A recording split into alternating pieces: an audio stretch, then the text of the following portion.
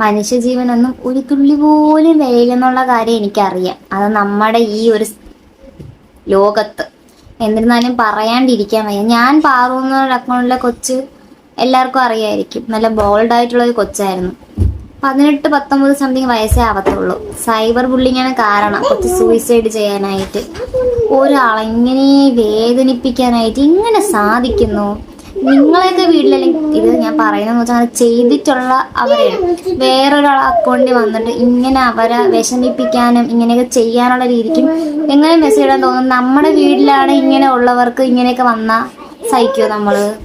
ഇപ്പൊ പോയപ്പോൾ ആർക്കും നഷ്ടം? അവരെ വീട്ടുകാർക്ക്. അത്രേ ഉള്ളൂ.